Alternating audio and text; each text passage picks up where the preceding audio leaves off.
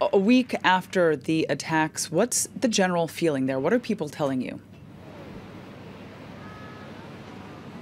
There's a very somber mood here because people are very aware that on these streets in Barcelona where I'm standing, a man took a van and drove into people mercilessly. And you might see behind me here, I'm stood in front of one of the many makeshift shrines that have sprung up.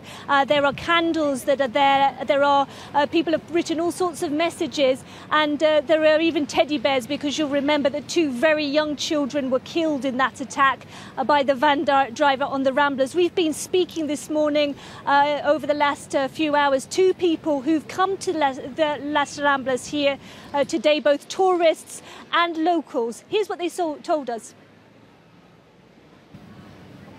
I mean, I think it's really sad what's happened. I mean, just looking at all the support people have for Barcelona is great. You know, I just think it's not going to stop us from coming here.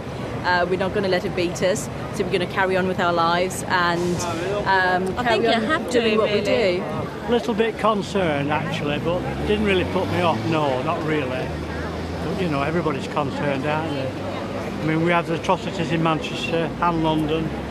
I won't say we're used to it, we don't like it, but it won't stop me from doing what I want to do.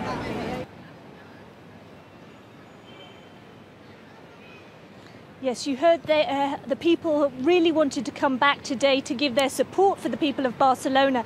And later this evening, we're going to see a big march which will take place in the streets just near to the Ramblers. Because of all these makeshift shrines, there's not enough room on the Ramblers for all the people that are expected here. They're going to start off from Paseo de Gracia and they're going to march to Plaza Catalunya, where they will read poems and other texts in the name of peace, and they'll listen to music.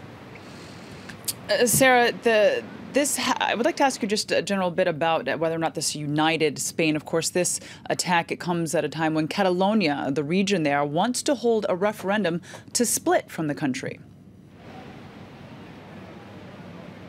That's right. It's a very tense time between the central government in Madrid and the government of Barcelona.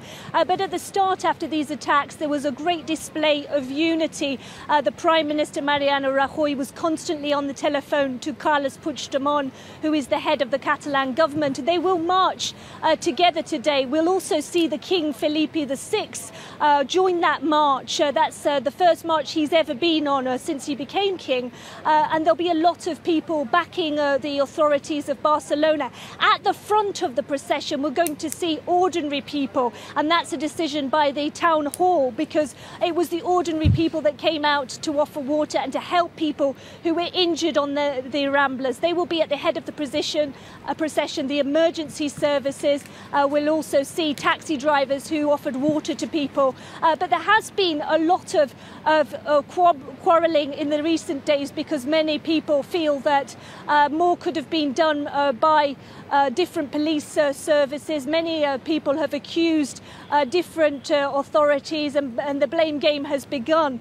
The Catalan head of the government, Carles Puigdemont, said that more money should have been given before by the central government to hire more police officers. The Prime Minister has tried to not get into that debate, to maintain this sense of unity. Sarah, I'd like to bring it back to the investigation into last week's attack. What more do we know about the imam who's thought to have instigated the attacks and the terror cell itself? Well, more and more is coming out. The focus has moved from that cell of 12 people to the international connections that they may have had, because this imam was the mastermind to this plot. He seems to have been radicalized, and he in turn radicalized young men who lived in a very small town in Catalonia called Ripoll, which is near to the French border. And those men were believed to be responsible for these attacks.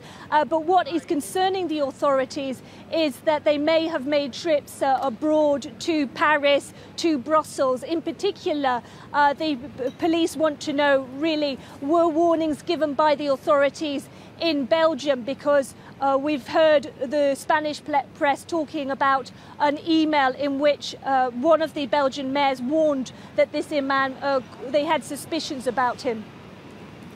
Sarah, thank you for that. Sarah Morris reporting from Barcelona. And